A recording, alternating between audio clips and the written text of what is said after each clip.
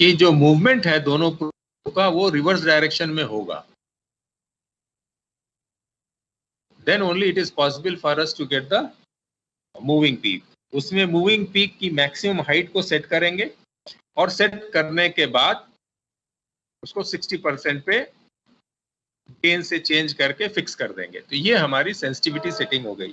कहने का माने क्या हुआ कि जो थ्रू होल है वो 5 mm डाया का है, 5 mm डाया के प्रोजेक्शन पे 45 डिग्री के प्रोब से जो भी फ्लॉ आता है उस पीक को हम 60% हाइट के लिए सेट करते हैं। ओके, ये ध्यान रखने की बात है।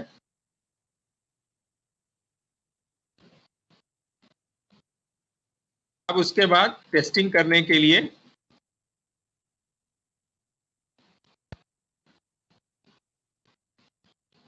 अगेन दोनों प्रोब को रेल हेड के दोनों साइड में रखेंगे और अप्रोक्सीमेटली 70 mm के आसपास रखेंगे। फिर उसके बाद उसको दोनों साइड में मूव करेंगे।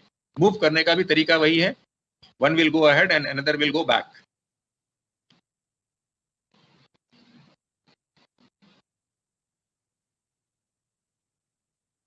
इसी तरह से प्रोब को मूव करते हैं और उसके बाद अगर इसमें कोई डिफेक्ट अपीयर होता है तो उसको मैक्सिमम हाइट पे डिफेक्ट पे हम रोक लेंगे। फिर उस पे गेट ले जाएंगे और गेट ले जाने के बाद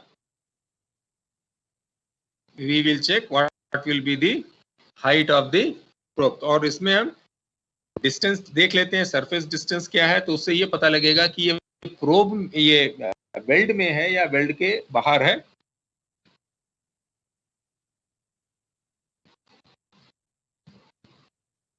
ओके, तो क्योंकि वेल्ड टेस्टिंग में खासतौर से हम किसी भी तरह का डिफेक्टिव वेल्ड को नहीं रखते हैं।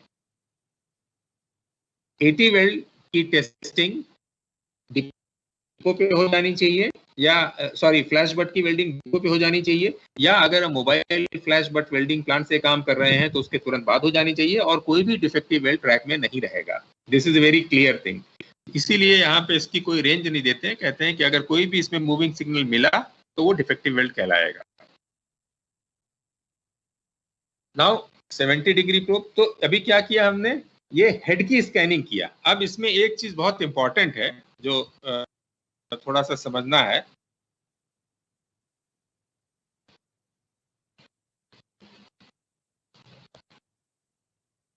मैं आपको प्लान व्यू दिखा रहा हूं।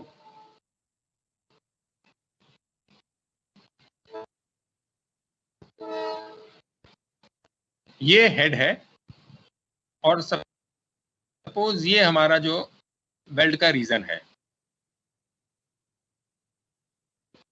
ये प्लान व्यू में आप देख रहे हैं, और यहां पे मैंने ये प्रोब रखा है। अगर प्रोब की सेटिंग ऐसी है कि इससे जो वेव्स आ रही हैं, ये लोकेशन मेरी गलत हो गई,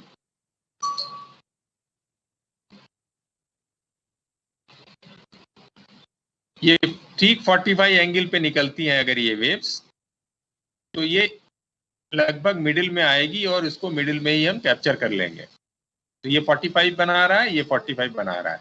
now you can very well appreciate, इसमें दो बात बताया था कि एक को हम फॉरवर्ड मूव करेंगे तो दूसरे को हम बैकवर्ड मूव करेंगे। मान लीजिए ट्रांसमीटर है and this is the receiver. So if I am going close, suppose मेरा यहाँ पे आ जाती here and from here it is going at 45 degrees somewhere here, so I have to keep my probe here.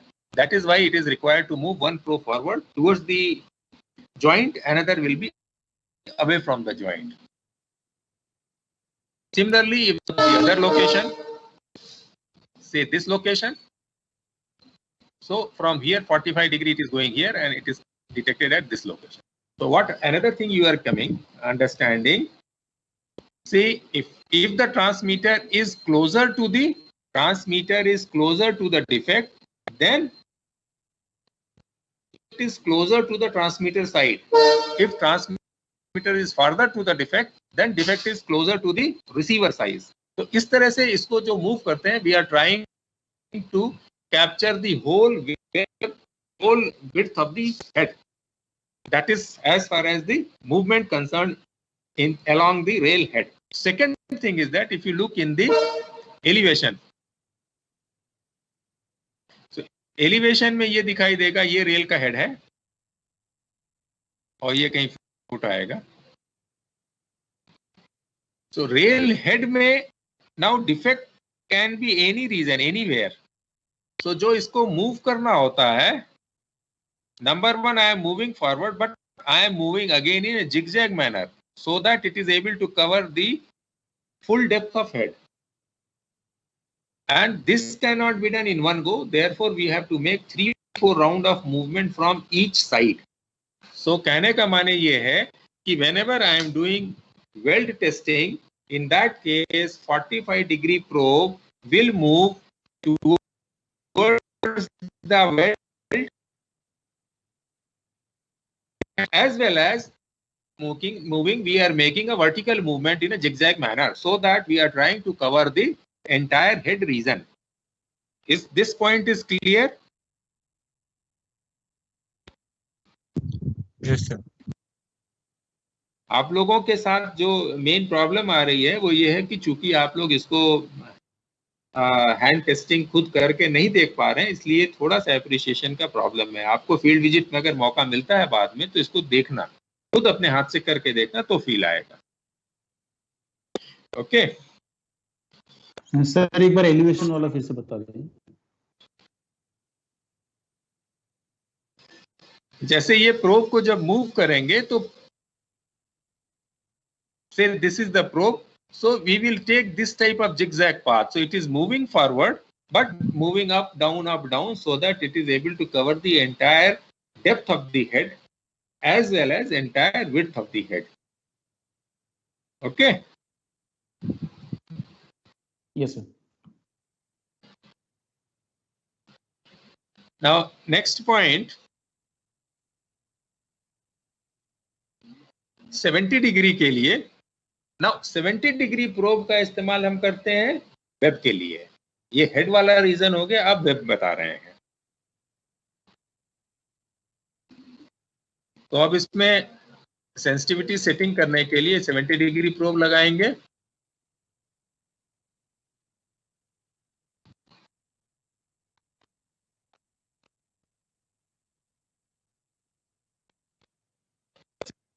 Probe इस्तेमाल ही करते हैं, तो single का करेंगे तो वो ये T+R वाला हो गया.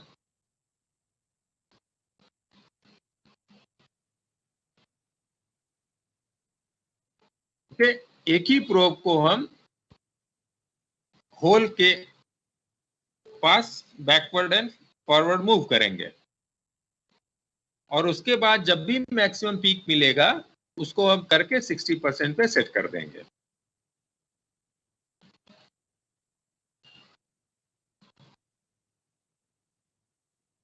इसका थ्योरी क्या है? अब इसके बाद डिफेक्ट करने के लिए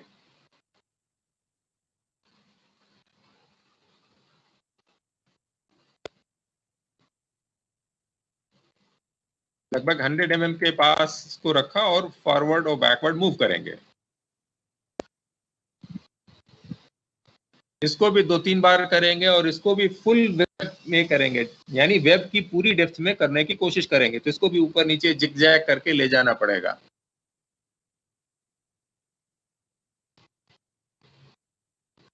ये है run the probe to cover the entire web region. ऊपर नीचे करना पड़ेगा इसको. इसका मूवमेंट भी हम जैसे आगे ऐसे लेके जा रहे हैं तो इस रीजन में ऊपर नीचे किया, मिडिल वाले में ऊपर नीचे किया और थोड़ा नीचे आके ऊपर नीचे किया. So that is how we will able to cover it. तो 3-4 बार करना पड़ेगा, दोनों साइड से करेंगे. सो इसीलिए जो वेल्ड टेस्टिंग है उसमें कंपेयर टू रेल टेस्टिंग ज्यादा टाइम लगता है, इसलिए उसका सेपरेट शेड्यूल बनाना चाहिए.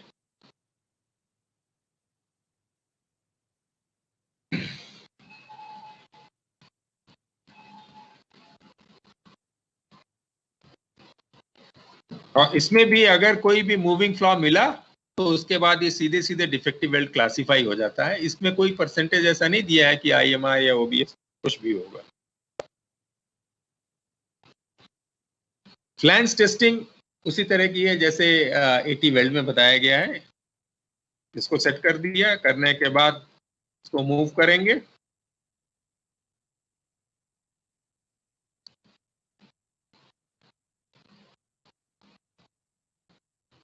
3 जोन में बांटा हुआ है। यहाँ पे भी हम इसको 3 जोन में बांट देते हैं, अपर, सेंट्रल एंड लोअर। और इसको करने के लिए एक बार यहां से करेंगे से नंबर 1, यहां से करेंगे नंबर 2, फिर उस साइड में जाके भी करना है। तो फ्लैंज टेस्ट करने के लिए, एक वेल्ड के फ्लैंज टेस्ट करने के लिए आपको 4 बार ऑल द 4 डायरेक्शन में करना है, और every time you are doing 2-3 times, around 12 times it is taking straight away, but again because it is not the straight, you have to cover large area, so you have to move it zigzag. So इसमें भी आगे बढ़ाने में उसको ऐसे आगे बढ़ाएंगे, and at the same time it will be having a zigzag path. तो ये 3 रीजन जो दिखाए हैं, upper foot, central foot and lower foot, इस तरह से करके इसको 3 पार्ट में करेंगे, जिगजैग मूव करेंगे, then we are able to detect the defects.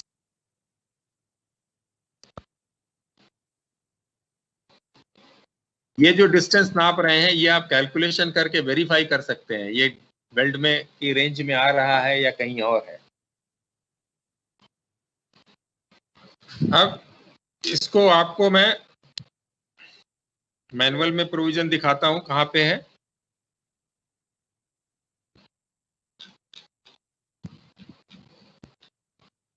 उसके बाद इसके रिलेटेड जो डायग्राम से वो दिखाएंगे। चैप्टर 9 बताता है ultrasonic testing of flash but and the gas pressure welded joint.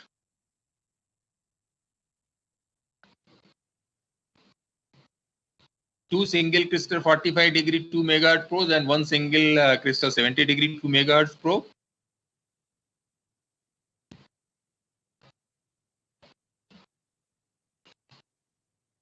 (45° की सेंसिटिविटी को 5 mm डाया हेड में रख के ये वाला दिखाया गया है।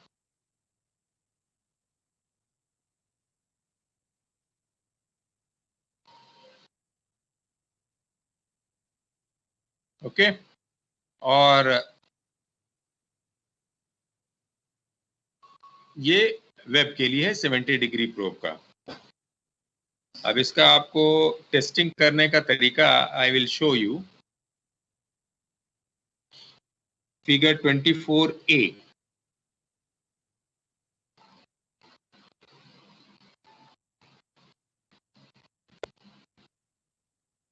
जो आपने एनिमेशन में देखा है उसी चीज को यहाँ पे दोबारा से रिपीट कर रहा हूं मैं। ये जो मैं कहता हूं रेल के फुट को 3 पार्ट में बांट देते हैं, इसलिए कि हमारा जो प्रोब है वो कवर कर पाएगा अपर, सेंट्रल एंड लोअर रीजन। ये आ गया आपका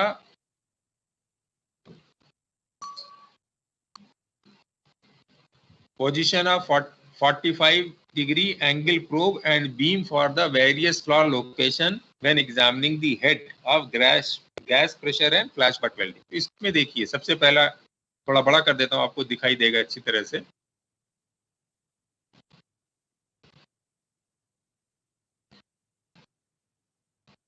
calibration and sensitivity setting using 45°। अब इसमें क्या दिखा रहे हैं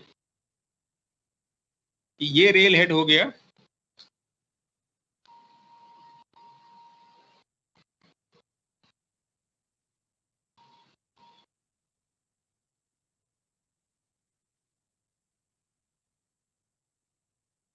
So this is the rail head, or this is how we are putting the receiver and the transmitter. This is transmitter, other one is receiver.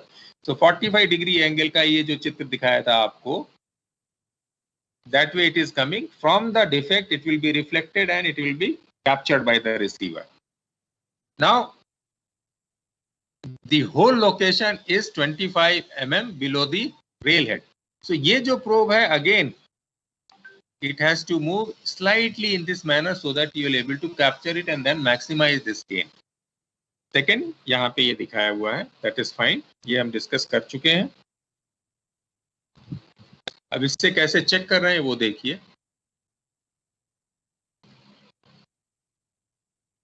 देखो, ये प्रोब को हमने कैसे ओरिएंट किया है कि ये ऊपर तक जाएगा। तो इस समय दोनों प्रोब ऊपर करना पड़ेगा कि ऊपर जाएगा वो आएगा, लेकिन यहाँ पे ये भी आपको हॉरिजॉन्टल पोजीशन में दिखाता है कि जितना ये पास में है,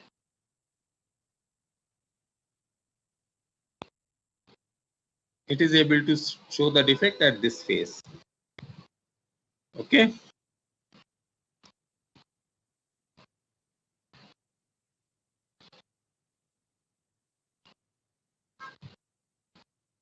सिमिलरली ये जो मूवमेंट फिर आपको दिखा रहे हैं, ये हेड का मूवमेंट एक बार आपने ऊपर ओरिएंट किया था, फिर बीच में किया, और ये तीसरे में ये नीचे कर रहे हो, तो यानी रे प्रोब का ओरिएंट भी ऊपर, बीच में और नीचे तीनों साइड में करना है। उसी तरह से इसको हर बार करते हुए, जैसे अगर ऊपर करके ला रहे हैं तो इस रीजन में ऊपर करते हुए लाएंगे तो 2-3 बार चलाएंगे, बीच में 2-3 बार चलाएंगे और नीचे भी 2-3 बार चलाएंगे। तो by doing this we are trying to ensure that it will cover the entire reason.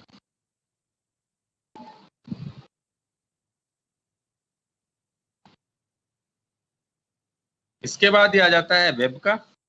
Web में थोड़ा सा समझना है, थोड़ा सा ट्रिकी है कंपेयर टू हेड। हमें इसको ओरिएंट करके हमने वेरीफाई कर लिया। अब उसके बाद यहां समझिए, ये थोड़ा इंपॉर्टेंट है।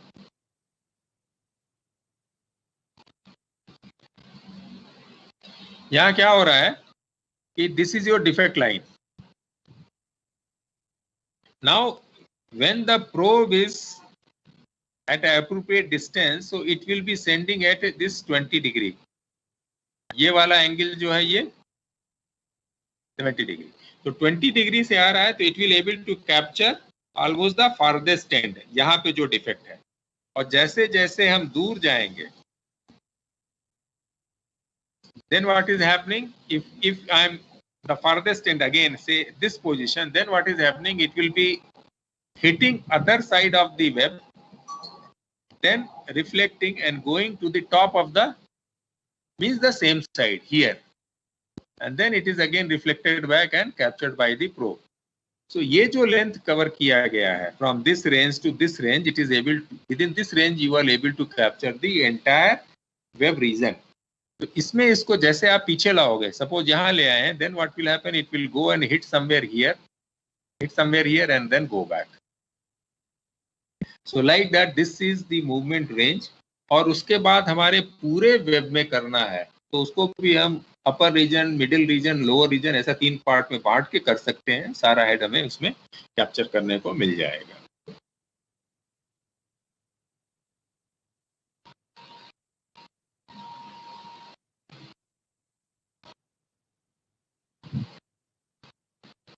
ओके, तो इसमें भी प्रोब हमारा हॉरिजॉन्टल डायरेक्शन में है, लेकिन जिगजैग करते चले जाएंगे, so that area will be covered and its orientation will again be covering the entire width of the web.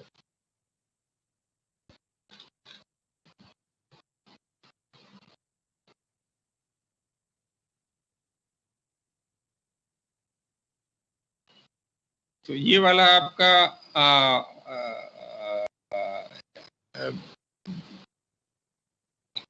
Flash butt welding का कवर हुआ। इस पे कोई क्वेश्चन है किसी का?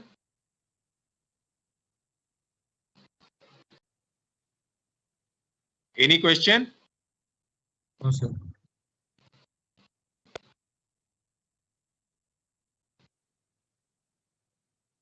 अब उसके बाद ये एसईजे वाला है।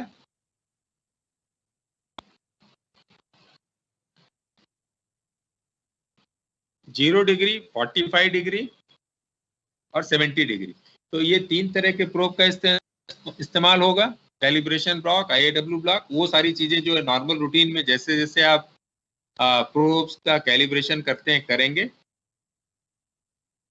अब इसमें स्टैंडर्ड टेस्ट पीस जो है वो एसईजे के शेप की होगी, और उसमें एसईजे में आने वाले डिफेक्ट के हिसाब से लोकेशन पे फ्लॉ बनाया गया है।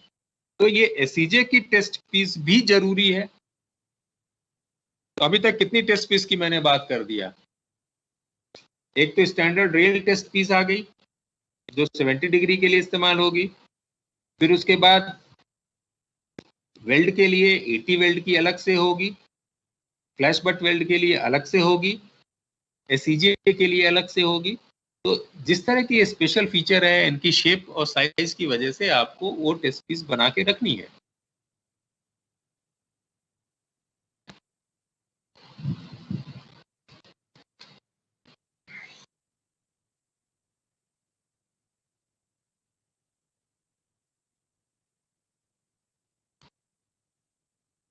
सेंसिटिविटी सेटिंग, जो प्रोब है उसके लिए कैलिब्रेशन नॉर्मल तरीका ही है। सेंसिटिविटी सेटिंग के लिए ये हमने स्टॉक रेल लिया, लगभग 1 मीटर का पीस लेंगे। स्टॉक रेल में एक ये होल बनाया है जो रेल हेड में है 5 mm डाया का, और एक ये स्लॉट कट किया है 3 mm वाइड स्लॉट डाला है, 5 mm हाइट का, 3 mm वाइड का, और ये बॉटम में थ्रू कट कर दिया है। तो रेल या ये एसईजे की स्टॉक रेल में ये थ्रू कट मारा है। तो ये 2 डिफेक्ट हमने जनरेट किए हैं। अब इन दोनों डिफेक्ट को हम पकड़ने की कोशिश करेंगे। तो 45 डिग्री से हम पहले जो है sensitivity setting for 45 degree probe for foot testing.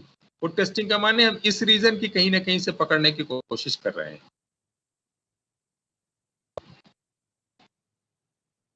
तो इसमें जो रखा है ये रेल की फुल डेप्थ है, 172 होता है, 175 बोलता है ये। 175 के आसपास आपने इसको रखा और इसको then we'll move it back and forth, we'll try to locate this defect.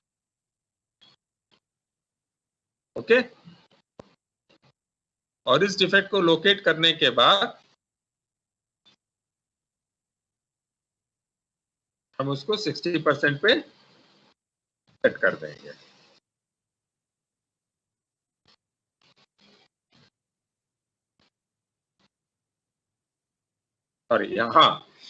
Sorry, इसमें ये कहते हैं कि इसकी गेन को लेके हम 40% ऑफ फुल स्क्रीन हाइट पे इसको सेट कर देंगे। ठीक है,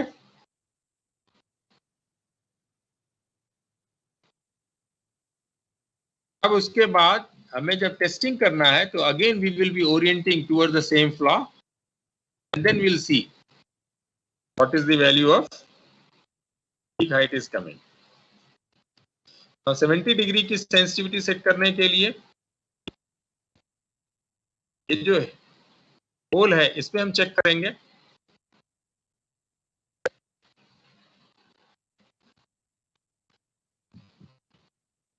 इसको ओरिएंट करके जो भी हमें पीक हाइट मिलेगी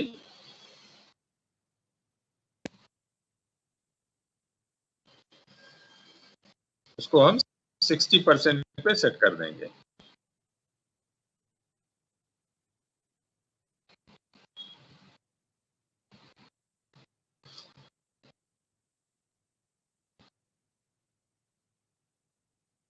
अब इसमें जब टेस्ट करना होगा तो ये जो हमारी स्टॉक रेल है, इस स्टॉक रेल में हमें हेड टेस्टिंग के लिए पूरा लेके जाना पड़ेगा, यहां से यहां तक वापस लाना पड़ेगा।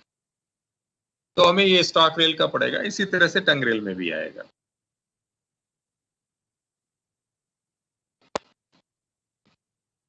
Sensitivity setting for the tongue rail.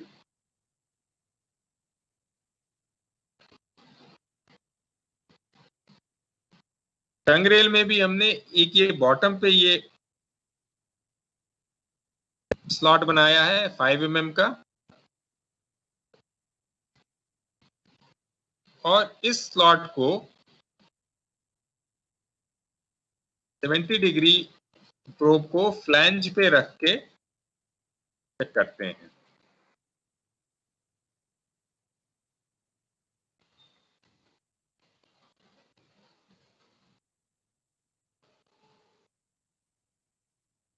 तरीका हमेशा वही है कि मूव करके मैक्सिमम हाइट को ले लेंगे और मैक्सिमम हाइट को फिर हम जो है ज्यादातर केस में 60% की फुल स्क्रीन हाइट पे सेट करते हैं।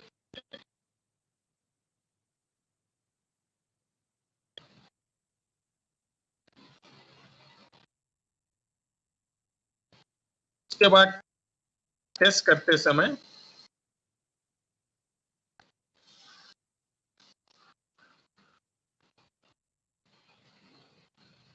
यहाँ पे फ्लैंज टेस्टिंग में प्रॉब्लम ये आती है कि जो एसईजे का स्लीपर है उसका ब्रैकेट ऑफसेट करेगा, तो ब्रैकेट खोलना पड़ता है, ये एक प्रॉब्लम है। इसलिए अगर आप ब्रैकेट खोलेंगे तो आपको ब्लॉक लेना पड़ेगा, ये ध्यान देने की जरूरत है। तो ये स्टॉक रेल में टेस्ट करेंगे। Ply को फाउंड मोर देन 20% IMR हो गया।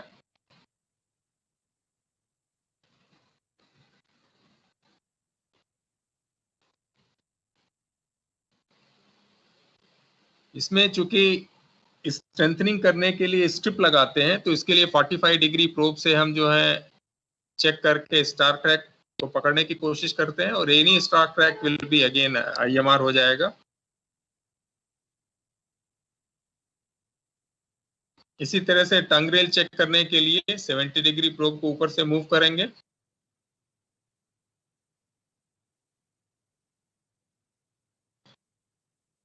ट्वेंटी % से ऊपर आने को IMR डिक्लेयर कर दिया जाएगा।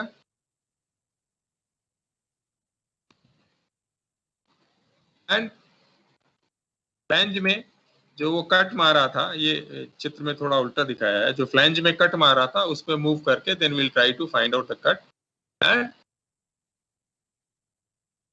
height 20% or more, again it will be treated as defective tongue rail.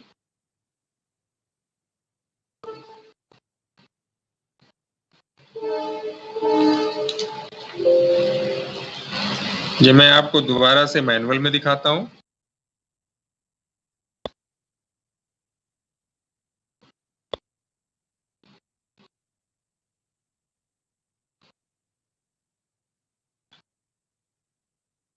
ये है standard test piece for ACJ stock rail. Plan में देखो आप, तो प्लान में ये समझ में आता है कि हमने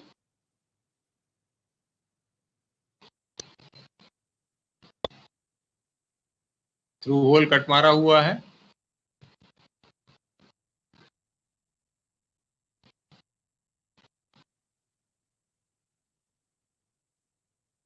और ये वाला जो होल है ये हेड में है,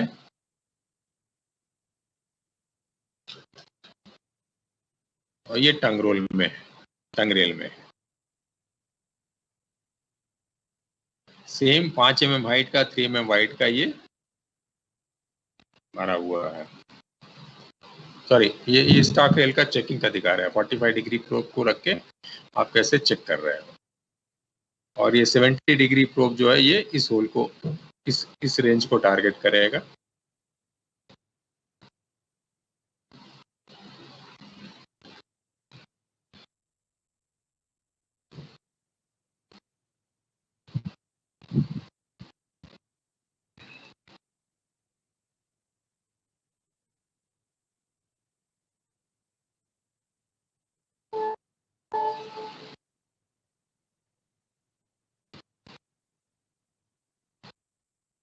ये टंग रेल के लिए ये जो सॉकेट दिया हुआ है वो दिखाया गया है।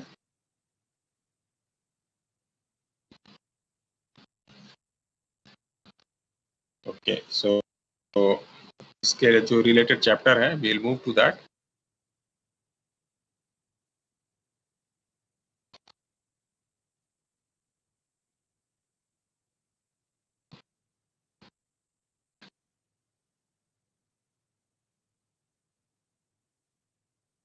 Chapter number 11, ultrasonic testing technique for worn out point and splice rail prior to reconditioning by welding and switch expansion joints। तो अभी switch expansion joint का हमने देखा था, उसको हम देख लेते हैं।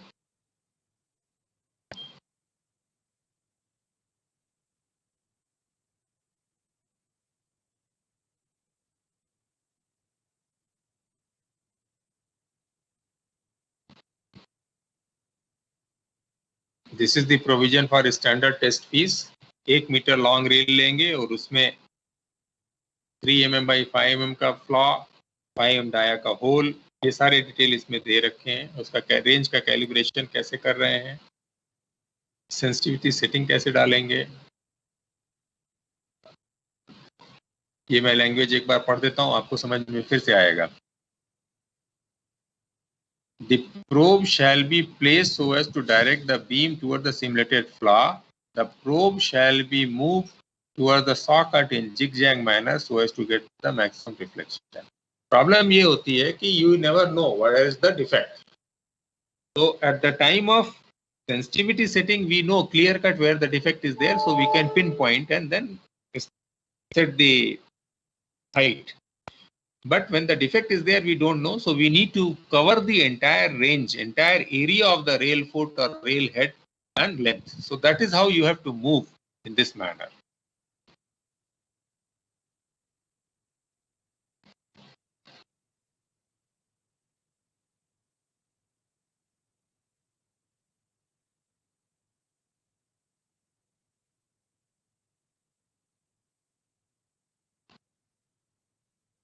I'll just read, this will be important. And Andras, जो SEJ की टंग रेल की टेस्टिंग के लिए कह रहा है, an ultrasonic test procedure has been prepared.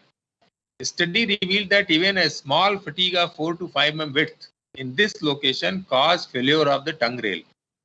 So tongue rail, you know, it is a cantilever structure and it will be hit longitudinally, means vertically as well as laterally, both direction में hit होती है, तो इसमें fatigue failure होने के chances बहुत ज़्यादा हैं. That is why physical verification at site of the track reveals the ultrasonic testing of vulnerable location of tongue rail is not feasible under the in situ condition because this portion remain inside the bracket over it. For conducting ultrasonic testing, bracket has to be removed for getting the access to the scanning area. इसका क्या माने हुआ? इसका clear cut मतलब ये हुआ कि अगर आपका यूएसएफडी पीडब्ल्यूआई कहता है कि उसने एसीजे की टेस्टिंग किया है, तो उसने टेस्ट करने के लिए ब्लॉक लेके ब्रैकेट को हटाया है, तभी टेस्ट किया है. तो आप अगर चेक करोगे कि साल भर में कितने ब्लॉक लिए गए टेस्टिंग करने के लिए, तभी आप इस बात को श्योर कर सकते हैं कि उसने टेस्ट किया. नॉर्मली आप देखोगे टेस्टिंग का ब्लॉक ही नहीं लेता है वो. ओके, तो ये एक इंपॉर्टेंट आइटम है, इंश्योर करना है. आपको ब्लॉक भी दिलाना पड़ेगा और ये हैबिट डालनी पड़ेगी कि इसको टेस्ट करें.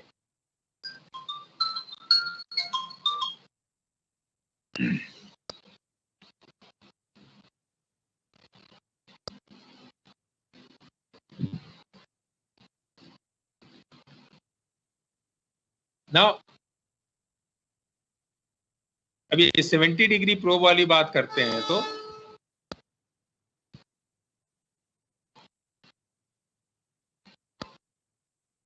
नाउ इसमें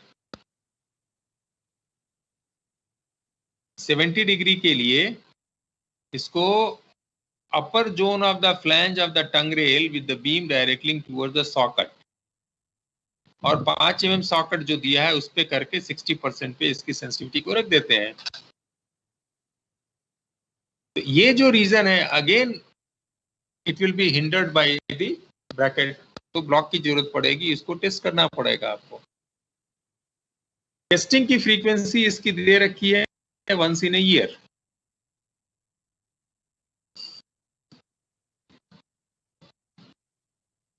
ओके, सो इसलिए कम से कम उसका प्लान कर लीजिए और प्लान करने के बाद ओपन लाइन पीडब्ल्यूआई से कोऑर्डिनेट करा के ब्लॉक दिलाइए और उसके हिसाब से टेस्टिंग कराइए. Otherwise all will be bogus entries.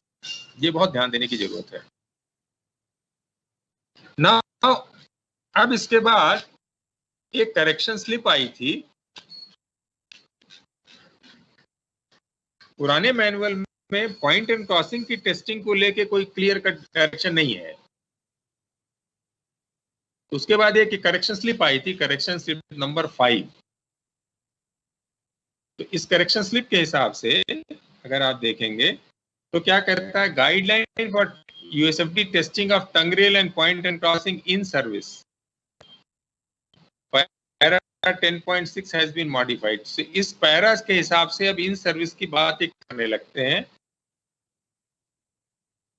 और इन सर्विस में टेस्ट करने के लिए जो टंग रेल है उसको टंग रेल को जोन 1, जोन 2 और जोन 3 तीन जोन में बांटा गया है. जोन का 1 क्या कहता है, full width of the rail head is available. Zone 2 where regions where scanning by 70-degree probe is easily feasible, that is up to the width of rail head of point and crossing, where 70-degree probe 20 mm crystal can be placed and test portion of tongue rail of the point and crossing. तो यहाँ पे जहाँ पे full width available नहीं है, 3 zone में बांटा गया है. इन तीनों जोनों को अलग अलग तरह से टेस्ट किया जाता है.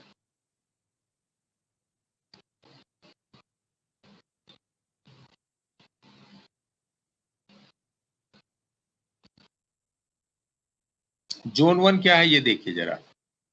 This part of tongue rail of point and crossing where full width of rail head is available shall be covered under normal rail testing using double tester or single tester. In some of the switches in which guide roller of double rail tester hinders the movement, तो वहां पे single rail tester या lower dia का guide roller इस्तेमाल कर लेते हैं. Zone 2 is this part of the tongue rail shall be tested manually using 70-degree 2 MHz single crystal size of 20 mm dia. Zone 3, this part of tongue rail shall be examined visually by PVA officials during their scheduled inspection of point and crossing. तो ये PVA के लिए examine करना है और जो USFD PWI है इसको एग्जामिन नहीं कर पाएगा, इसलिए इसको नहीं करना है.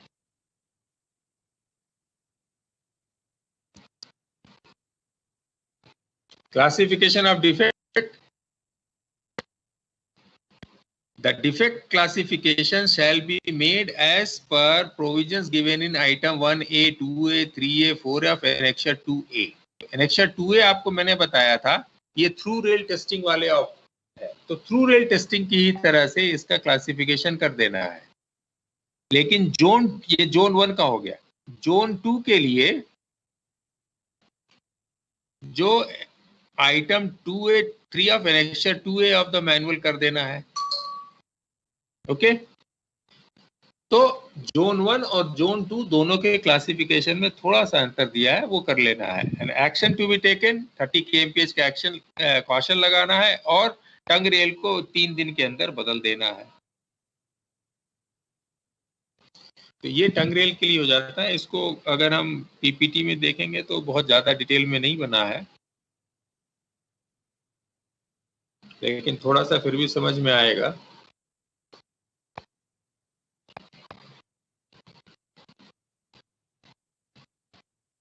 तो ये तीनों जोन की जो मार्किंग है उसको देखते हैं.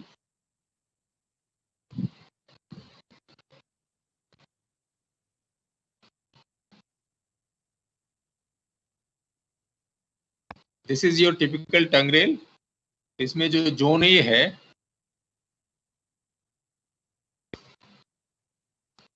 ये पूरा का पूरा ये स्टॉक रेल का रीजन आ जाता है और ये स्टॉक रेल का वो रीजन आता है जहां पे आप ट्रॉली को मूव कर पा रहे हैं.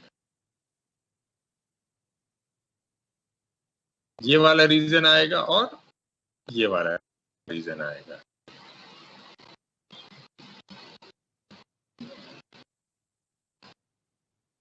इसकी हेड टेस्टिंग के लिए 70 डिग्री फॉरवर्ड बैकवर्ड जैसे नॉर्मल रेल में करते हैं वैसे ही करना है.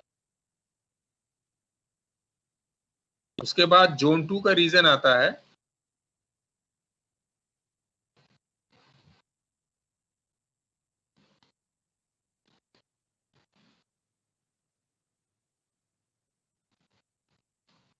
ये टंग रेल का पोर्शन है जहां पे आपकी हेड विड्थ अवेलेबल है, तो उस हेड विड्थ में 20 mm तक की अवेलेबिलिटी तक आप उसको मूव कर पाते हैं. And then comes the zone 3 region. इसको जो है आपको विजुअली चेक करना है और इसको विजुअली चेक करने के लिए यूएसएफडी पीडब्ल्यूआई नहीं बल्कि ओपन लाइन सेक्शनल पीडब्ल्यूआई की जिम्मेदारी है.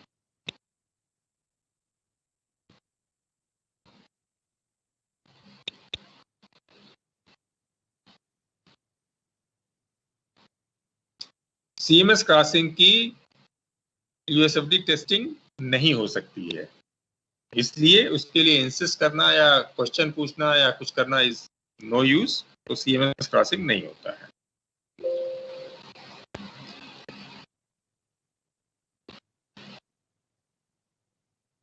तो इस तरह से ये आपके मेजर प्रोविजन कवर हो चुके हैं।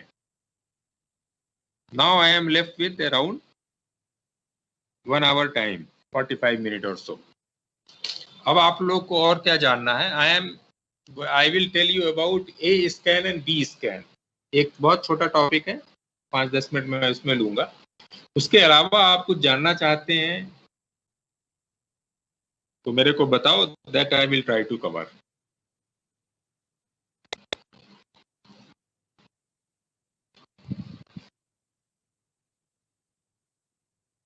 ये अभी जो आपने डिसाइड किया वो दे रखा है स्टॉक रेल वगैरह के टेस्टिंग में 40% लेते हैं जो फुल स्क्रीन हाइट का, वो सर कैसे डिसाइड करते हैं 40% या 60%? ओके, ये जो 60% हाइट, 40% हाइट, 20% हाइट, इस टाइप की जो वर्टिकल स्केल पे फुल स्क्रीन हाइट को डिसाइड करते हैं, ये आरडीएसओ का काम है। आरडीएसओ ने एक्सपेरिमेंट किए हैं, देखा है कि कहाँ तक वो डिफेक्ट पा पाते हैं, और उन्होंने फील्ड में भी देखा है कि किस बेसिस पे हम कितने डिफेक्ट को कैप्चर कर पाते हैं। तो फील्ड में हम लोग जो यूजर हैं उनको नहीं समझ में आएगा कि हम इसको कैसे पा रहे हैं। उसका दूसरा बेसिस ये है कि जो डिफेक्ट की साइज हमने बताया यहाँ पे, जैसे कह रहे हैं कि 5 mm डाया का होल, तो 5 mm डाया का होल अगर हम 70 डिग्री प्रोब से चेक कर रहे हैं तो उसका प्रोजेक्टेड एरिया हमें क्या मिलेगा, जो उस प्रोब को रिफ्लेक्ट करके बीम वापस भेज पाएगा। तो उस एरिया का 20 mm हमारे प्रोब की विड्थ है, तो उसके हिसाब से we will calculate how much the area it is reflecting. उस एरिया को 60% पे रखते हैं, और इसके पीछे लॉजिक ये था कि अगली 8 GMT के बीच में ये फ्लॉ फेल नहीं होगा। तो जो हम लोगों ने रेल टेस्टिंग या वेल टेस्टिंग की फ्रीक्वेंसी डिसाइड की हुई है, वो GMT के बेसिस पे है, और उसमें ये है कि कम से कम अगली टेस्टिंग आने तक डिफेक्ट का साइज इतना बड़ा ना हो जाए कि वो फेल हो जाए। तो ये भी एक testing you can say experimental result है कि आर्टिफिशियल डिफेक्ट बना के उसकी फटीग टेस्टिंग किया है, लोड अप्लाई किया, रिमूव किया, साइक्लिक लूप लगा के, और फिर उसके बाद ये डिसाइड किया कि कितने नंबर ऑफ टर्न्स पे ये हुआ, और उसको कन्वर्ट कर रहे हो, number of cycle can be converted into number of wheel passed, and that can be converted into how many GMT has passed. ये समझ में आ रहा है लॉजिक? Yes sir.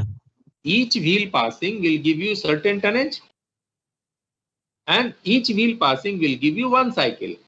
तो रफली इसको इन्होंने कोरिलेट करके निकाल लिया है कि कितने साइकिल पास होने पे कितने टनेज पास हो गया, और उसको कैलकुलेट, उसको GMT से रिलेट कर दिया। वो लगभग 8 GMT के आसपास आता है। ओके, तो ये डिसाइड किया कि जो साइज है वो 60 mm रखने से वो सफिशिएंटली स्मॉल है कि अगली साइकिल तक वो IMR में नहीं बदलेगी, और सफिशिएंटली बिग है कि आपको पकड़ में आ जा रही है। हम और भी छोटी रख सकते हैं लेकिन वो पकड़ में नहीं आएगी। ठीक है, तो detectability is also important, and ensuring that by next time we come for checking it should not fail. ये दो बेसिस हैं मेन।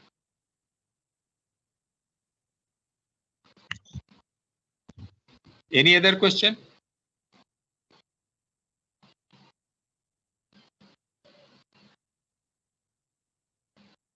सर जो फ्रीक्वेंसी ऑफ ट्रेल टेस्टिंग है, मतलब जिस फ्रीक्वेंसी में हम टेस्ट करते हैं, तो उसमें एक रिड्यूस फ्रीक्वेंसी करके एक टर्म थी, और सर कुछ टर्म्स ऐसी हैं 8 GMT का या फिर अर्लियर देन 8 years कुछ ऐसा था सर, वो थोड़ा कंफ्यूजन उसमें है। ठीक है, मैं दिखा देता हूँ आपको।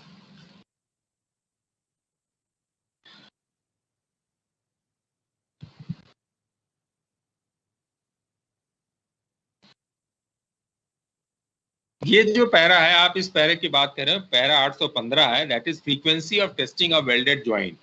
मैं पढ़ देता हूँ फिर एक्सप्लेन करता हूँ। Frequency of testing of welded joint for through periodic testing by SRT DRT, वो आपके 6 नंबर वाले चैप्टर में दी गई है ऑलरेडी। अब testing of 80 weld jointly by hand probing, weld joint by hand probing shall comprise of testing by probes. ये सारे के सारे आपके प्रोब दे रखे हैं, 0 degree, 70 degree, 70 degree side looking, 40 degree and 40 degree, you can say this rig probe, all those things. The frequency of testing a weld from the above listed probes by hand probing shall be identical. क्या दिया हुआ है कि जो हमारा ये SKV process जो अभी इस्तेमाल हो रहा है, इस प्रोसेस में acceptance test and first periodic test. Acceptance test is immediately after welding, और एक्सेप्टेंस टेस्ट में कोई भी डिफेक्ट होगा तो उसको हम रिजेक्ट कर देंगे। और फर्स्ट पीरियोडिक टेस्टिंग एक साल पूरा होने पे कर देना चाहिए इमीडिएटली, जितना जल्दी से जल्दी पॉसिबल है, और उसमें भी डिफेक्ट होगा तो उसको निकालना है। अब उसमें वही IMR OBS के हिसाब से उसमें चालू हो जाएगा, वहां पे ये नहीं है कि अब अगर OBS है तो निकालेंगे। लेकिन उसके बाद की जो GMT दिया है वो फ्रीक्वेंसी दे रहे हैं, ये क्या कि root having GMT 80, 60 to 80, 45 to 60, इसकी फ्रीक्वेंसी दे रखी है, 1 साल, 1.5 साल, 2 साल, 3 साल and so on. In case of welded major bridges and approaches, वहां पे जो है उसकी फ्रीक्वेंसी जो है उसमें the minimum frequency testing shall be once a year, इसलिए कि वहां पे एक्सीडेंट होने से डैमेज या लॉस्ट प्रॉपर्टी बहुत ज्यादा है। फिर the testing interval of USFD testing at defective 80 weld should be reduced by 50% of the normal testing interval. Okay, कहने का माने अगर एक बार किसी लोकेशन पे डिफेक्ट मिला है तो उसकी फ्रीक्वेंसी को आधी कर दी गई है। यहाँ पे रिड्यूस फ्रीक्वेंसी वर्ड का इस्तेमाल नहीं है, ठीक है। रिड्यूस फ्रीक्वेंसी वर्ड का इस्तेमाल जो है वो आपकी रेल टेस्टिंग में आता है चैप्टर 6 में, वो देखते हैं क्या आता है। चैप्टर 6 में ये देता है कि after initial USFD testing of rail, testing need to be carried out at a reduced frequency until the rail have undergone 15% of the service life. जो बाद की रेल है या नई विंटेज की रेल है उसके लिए reduce frequency shall be 25% of the service life other than 50%। तो क्या दिया इसमें इन्होंने, रेल सेक्शन और उसकी सर्विस लाइफ बता दिया। तो सर्विस लाइफ किस पे बताया है, GMT पे बताया है। 70 UTS की और 90 UTS की सर्विस लाइफ क्या है, BG 60 kg रेल की 550 है और 90 UTS की 800 है। Rail testing during reduced frequency test period is to be done using all probes as being done normal frequency on passage of every 40 GMT traffic or 8 years whichever is earlier। तो हर 40 GMT या 8 साल जो है उस पे करना है। अब इसमें ये समझ लीजिए कि जो इसमें नीचे दिया है इन्होंने, एक करेक्शन स्लिप आई थी ये वाली, ये आई है करेक्शन स्लिप नंबर 4। इसमें क्या दिया इन्होंने कि रूट GMT बता दिया है और USFD टेस्टिंग ये कब बता रहे, रिड्यूस फ्रीक्वेंसी टेस्ट पीरियड, इसमें 8 साल 4 साल ये उन्होंने दूसरा रिवाइज करके दिया है कब करना है, और ये नॉर्मल टेस्टिंग दे रखा है, ठीक है। इसमें क्या कहते हैं ये,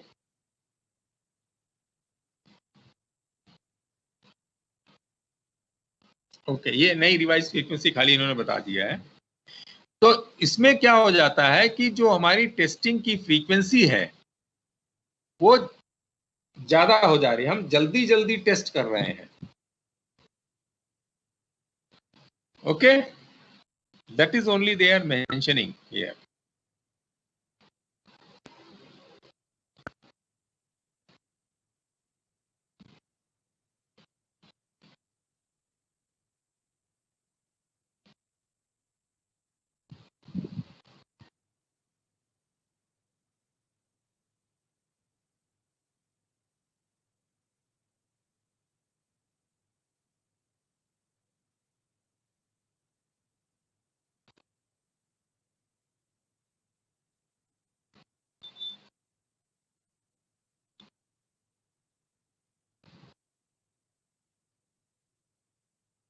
ये जो इसका जो प्रोविजन था पहले वाले प्रोविजन के हिसाब से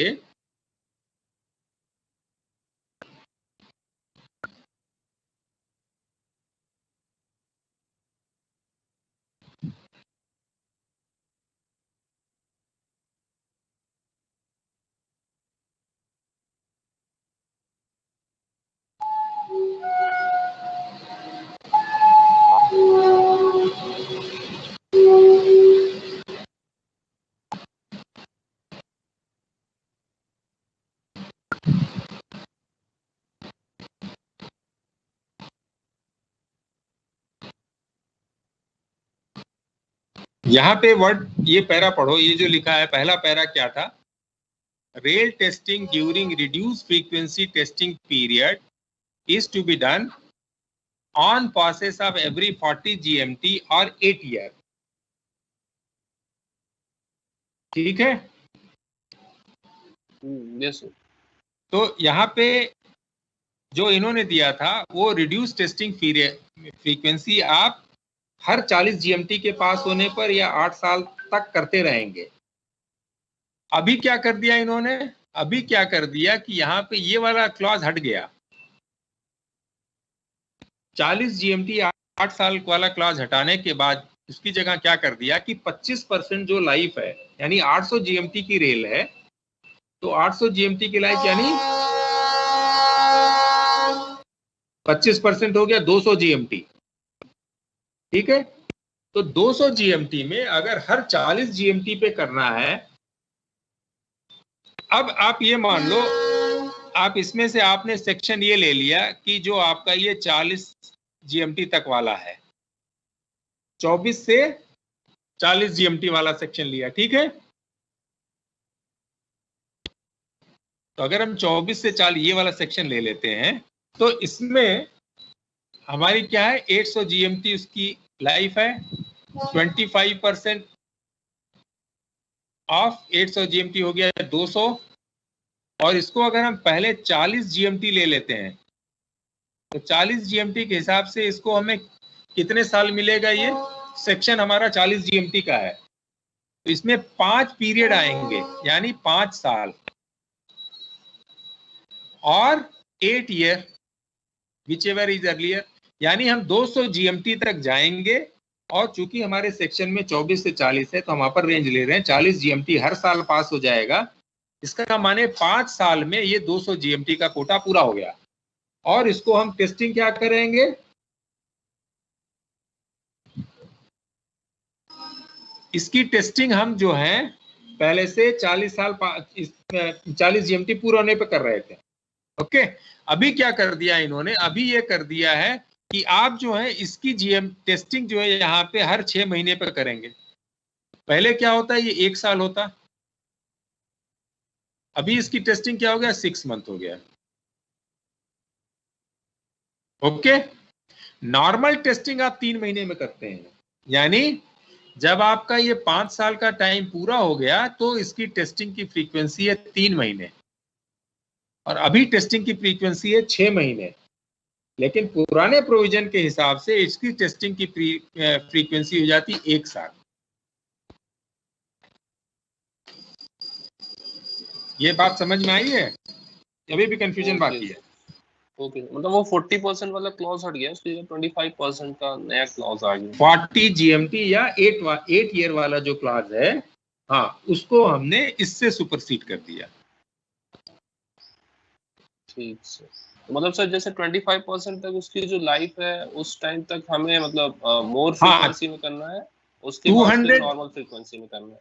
करेक्ट, तो 200 GMT तक हम इस फ्रीक्वेंसी से करेंगे, और मोर देन 200 GMT पे हम इस फ्रीक्वेंसी से करने लगेंगे। ओके,